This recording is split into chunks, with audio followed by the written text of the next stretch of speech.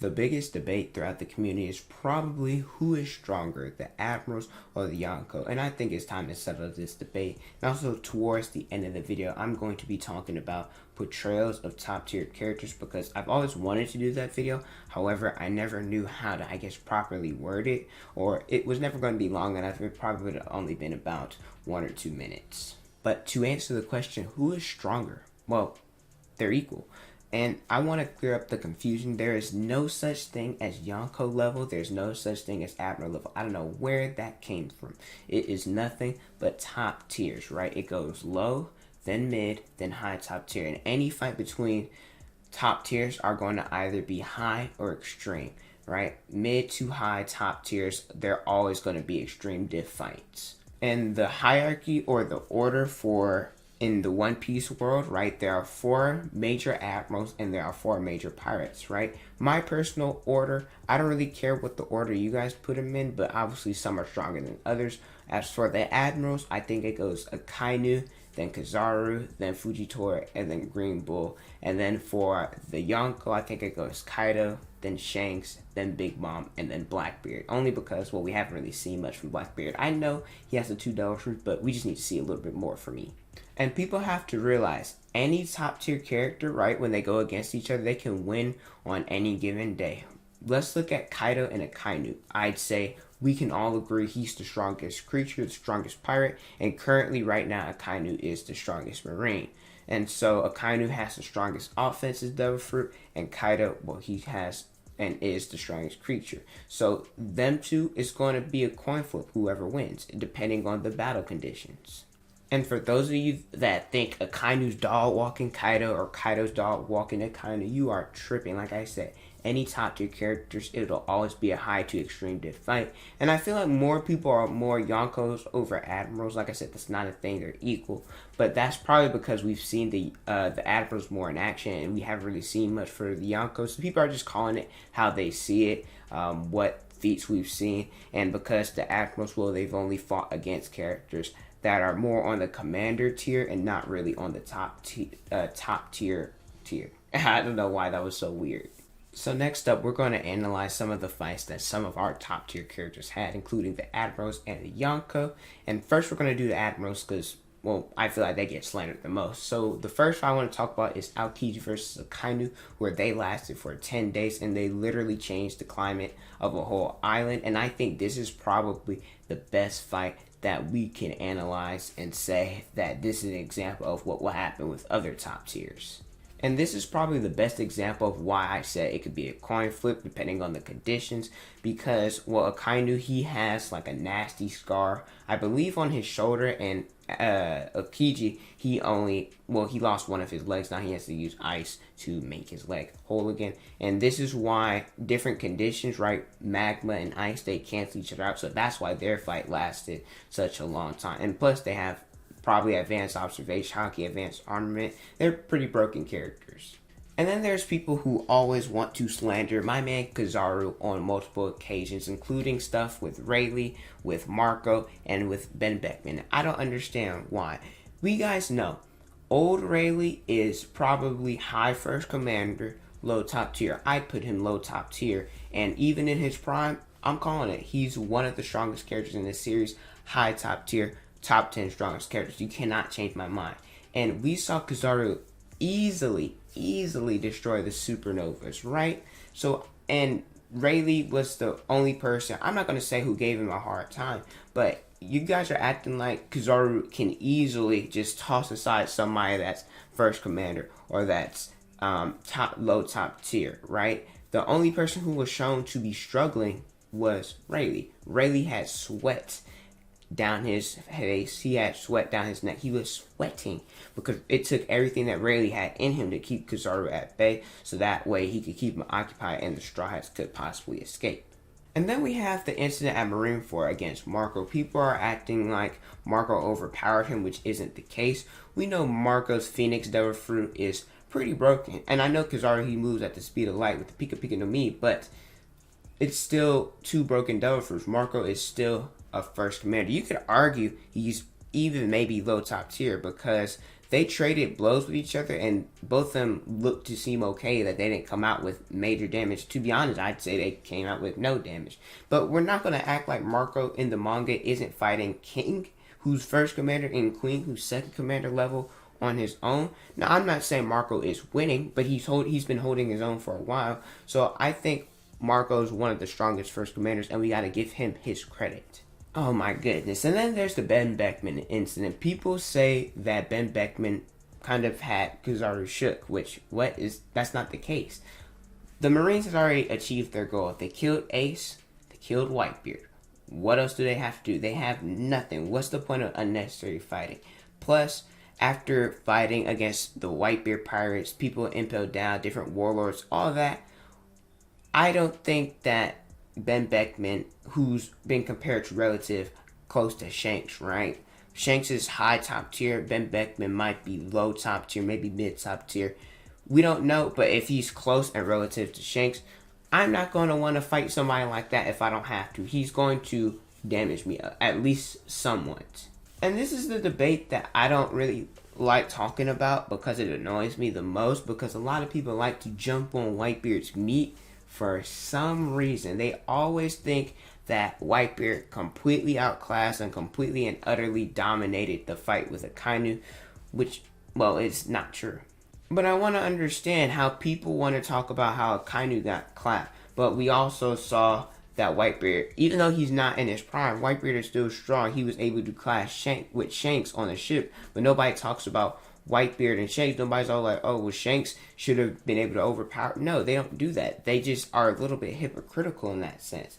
And Akainu, he took several blows from Whitebeard with his Goro no Mi, which is considered to be able to destroy the world. I know he's weaker, but he's not that much weaker. Well, I guess he is a little bit, but he's not weak enough where he's not still considered a Yonko, not still considered on the top tier level. I'd say people will still say a second Whitebeard is top 15 strongest in the series. Changed my mind. And I feel like it's more the anime onlys, right? The anime kind of portrayed Whitebeard to be a little bit more broken, where he was standing over Akainu, and a lot of suspense, a lot of added filler, which wasn't in the manga. And also in that one punch, well, Whitebeard, he had to get a sneak attack, and Akainu, he didn't get knocked out from it. No, he went underground and came up right next chapter. Like, people need to stop sucking this man Whitebeard off and actually see the facts. And also, the anime had to censor Akainu blowing off some of part of Whitebeard's face. Like, because they only, I don't know if you guys know, but like in the anime, they did it to where it's only like some of his mustache or beard, well, his mustache. And in the manga, it's like from the eye and the rest of his face is blown off. Like, we're not giving Akainu enough credit, in my opinion. And then don't even get me started about Fujitora. Fujitora fought people like Sabo, who we'd probably say is low, maybe mid first commander.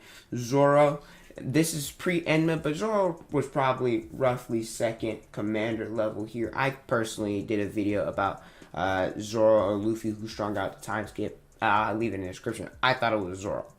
And Luffy, who was able to beat Doflamingo. So, they're no slouches. They're not. But Fujitora was not fighting seriously, because if that's the case, he would have tried to capture them immediately after defeating Doflamingo. But Fujitora likes them. He wanted the Straw Hats to get away. Luffy was using gear third, but Fujitora was blocking it.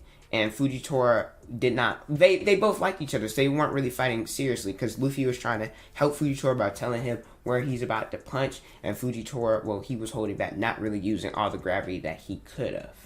And before I get into my talks about the Yonko, this video will not include people like Roger, Prime Whitebeard, Garp, because, well, that's the old era, right? The Straw Hats and Luffy, they're not going to fight people like them. They're going to be fighting people in their current era, like Big Mom, Kaido, maybe more people, Akainu, who knows? But we're not dealing with the past, we're dealing with the present right now.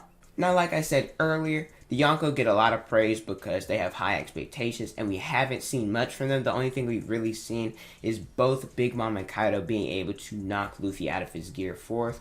However, in the manga, well, we know what the Supernovas are doing. They're giving Big Mom and Kaido, I'm not going to say they're beating them, but they're giving them more trouble than people anticipated. Kid and Law, they separated Big Mom and Kaido, and they're going to fight her. Zoro with 20 plus broken bones, he was able to scar and leave a permanent wound on Kaido. And we saw Luffy, he was able to get some hits. And more likely than not, Luffy and Yamato are going to fight Kaido again for the final go round, and Zoro's probably going to finish him off. Now this is where we're going to switch a little bit to talk about portrayal. I feel like he kind of portrayed the Yonko a little bit broken, and so now what they're doing in the manga kind of, I'm not going to say contradicts, but it's for the power scalers. They're going to be upset, but you guys have to realize story is more important than power scaling. Power scaling is stupid anyway, but I really would have wished in Whole Cake Island in the first fight is that Luffy's Gear 4th wasn't overpowered easily or as quickly as it was. Now I'm not saying Luffy should have hurt Big Mom or nothing like that, but I know that he's gotten much stronger in using his Gear 4th abilities, and we know that there's like 5 to 6 gears in the car, so more likely than not Luffy will at least get one more gear before the series is over. But I really feel like Big Mom maybe shouldn't been able to overpower him in just a few seconds like that. I feel like Luffy should have been able to push back a little bit longer. And same with Kaido. I don't have a problem with Kaido tanking the Gear 2nd or Gear 3rd attacks, because that makes sense.